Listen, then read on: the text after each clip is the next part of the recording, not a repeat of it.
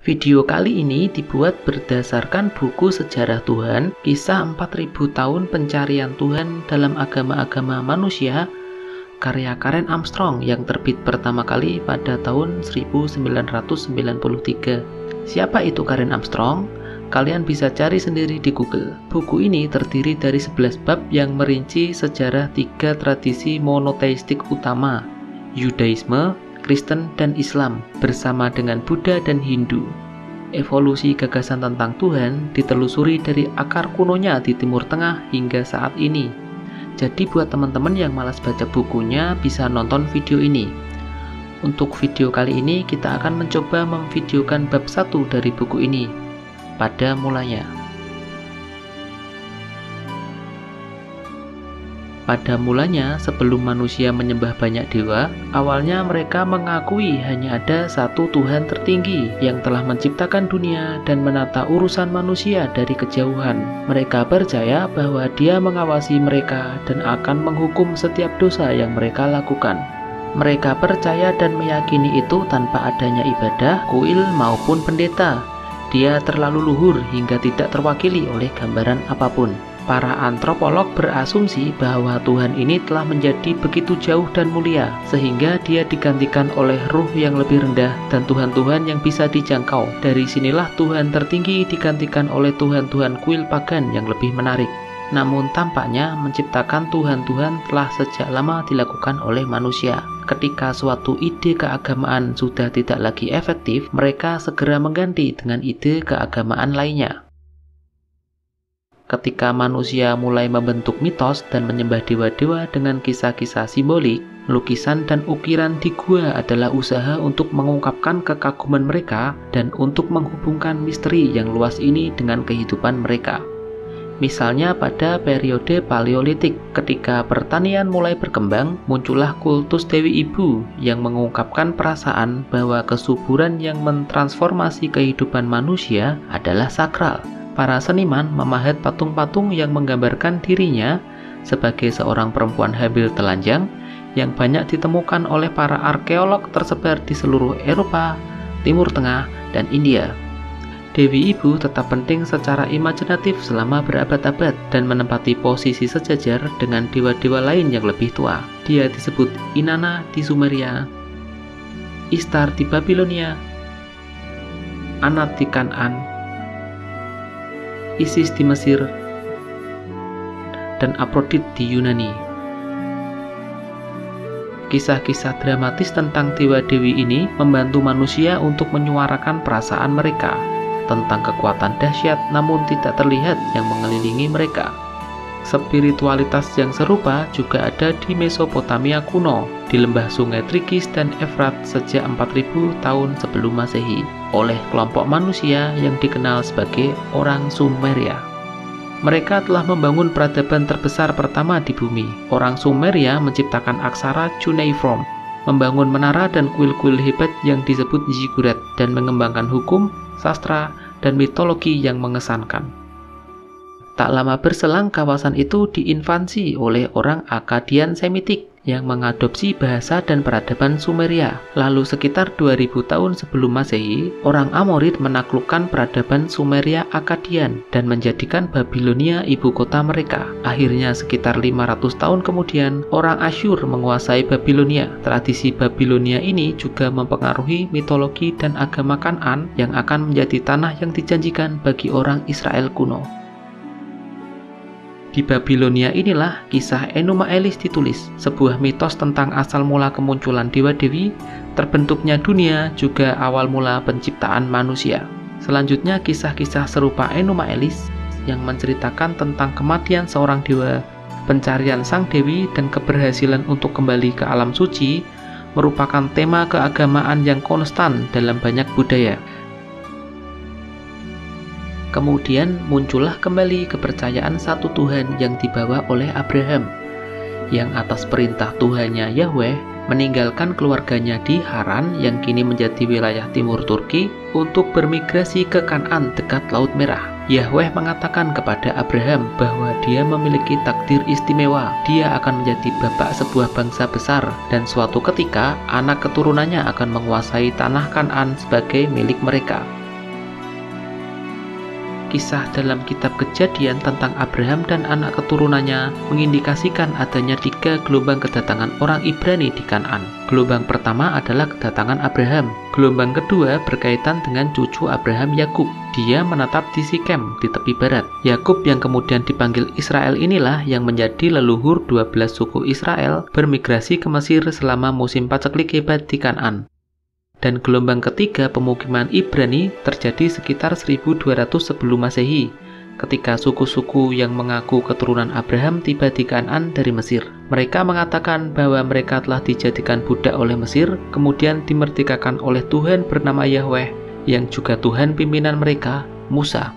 Mereka masuk ke Kanaan dan beraliansi dengan orang-orang Ibrani yang sudah ada di sana. Orang-orang yang kita kenal sebagai bangsa Israel kuno merupakan konfederasi berbagai kelompok etnis yang disatukan oleh kesetiaan mereka pada Yahweh, Tuhannya Musa. Dua penulis Alkitab paling awal yang karyanya dapat ditemukan dalam kitab Kejadian dan Keluaran kemungkinan menulis pada abad ke-8 sebelum Masehi. Salah satunya dikenal sebagai J karena dia menyebut Tuhannya dengan Yahweh dan menulis dari kerajaan Yehuda. Yang lainnya disebut E karena menyebut Tuhannya dengan Elohim dan menulis dari kerajaan Israel. J menyatakan bahwa manusia telah menyembah Yahweh sejak masa cucu Adam. Semenjak menghilangnya Tuhan tertinggi dari peradaban, menyembah satu Tuhan dianggap tindakan yang bodoh pada waktu itu. Bahkan Fir'aun Mesir, Akhenaton, yang berupaya menyembah dewa matahari saja dan mengabaikan dewa-dewa lainnya gagal ketika kebijakannya segera dihilangkan oleh penerusnya. Dan sejarah Israel selanjutnya memperlihatkan mereka kembali menyembah dewa-dewa lain selain Yahweh. Setelah pembebasan mereka dari Mesir, orang Israel telah berjanji untuk menjadikan Yahweh satu-satunya Tuhan mereka. Tapi ketika Musa berada di Gunung Sinai, sebagian kembali kepada agama pagan kuno Kanaan dengan membuat dan menyembah patung sapi emas, gambaran tradisional Tuhan El.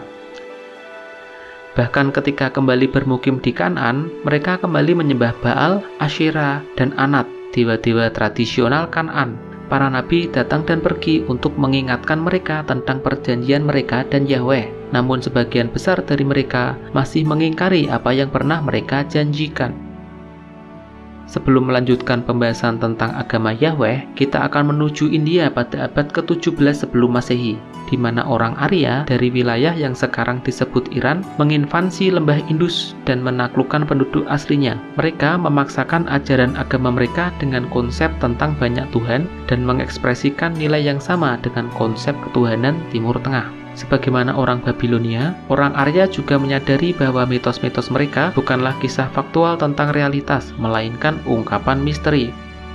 Agama yang diajarkan Weda tidak menjelaskan asal-usul kehidupan atau memberi jawaban. Ia justru lebih banyak mengemukakan pertanyaan dengan maksud agar manusia tetap berada dalam sifat takzim. Pada abad ke-8 sebelum Masehi, ketika J dan E dari tanah Kanaan menulis kronik mereka, perubahan kondisi sosial dan ekonomi di India menjadikan Weda tak lagi relevan. Gagasan para penduduk asli yang telah tertindas selama beberapa abad kembali muncul dan membawa pada keinginan baru akan agama. Dewa-dewa tak lagi penting di India, dan mereka digantikan oleh pemuka agama yang akan dipandang lebih tinggi daripada para dewa.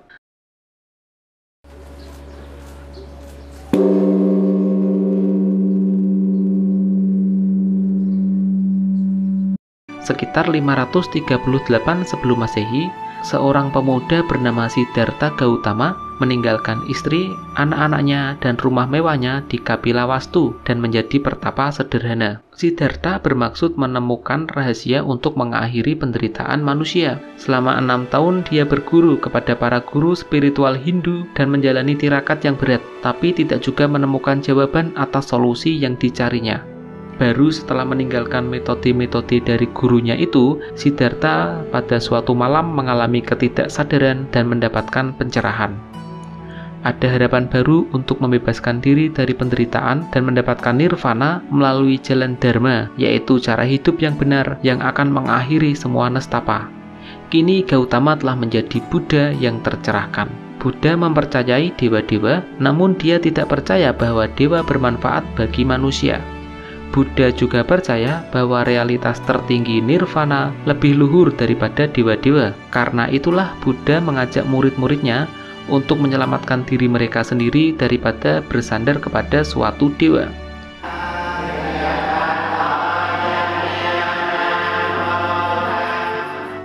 Buddha tidak pernah mengklaim bahwa dia menciptakan sistem ini. Dia berkata bahwa, "Aku telah melihat ajaran kuno, sebuah jalan kuno yang ditelusuri Buddha dari zaman yang lalu. Mencapai nirvana tidak sama dengan naik ke langit seperti yang dipahami oleh orang Kristen." Buddha selalu menolak untuk menjawab pertanyaan tentang nirvana. Kita tidak bisa mendefinisikan nirvana karena bahasa tidak mampu membahas realitas yang berada di luar jangkauan akal dan konsep. Di sisi lain, orang-orang Yunani amat tertarik kepada logika dan nalar. Plato percaya bahwa alam semesta pada dasarnya rasional. Aristoteles mengambil langkah yang lebih jauh. Dia adalah orang pertama yang mengapresiasi arti penting penalaran logis yang merupakan basis semua ilmu pengetahuan. Gagasan Aristoteles tentang Tuhan berpengaruh besar terhadap monoteisme selanjutnya, khususnya terhadap orang Kristen di dunia Barat. Dia mengembangkan teori emanasi kuno tentang kisah penciptaan. Aristoteles percaya bahwa di puncak hierarki semesta terdapat penggerak yang tidak digerakkan, wujud murni, abadi, dan tidak berubah. Pada saat yang sama merupakan yang berpikir dan yang dipikirkan, yang oleh Aristoteles diidentifikasi sebagai Tuhan. Dan pada saat yang sama dengan terbentuknya ideologi-ideologi ini, nabi-nabi Israel mengembangkan tradisi mereka sendiri untuk menghadapi kondisi yang berubah, hingga Yahweh akhirnya menjadi satu-satunya Tuhan mereka.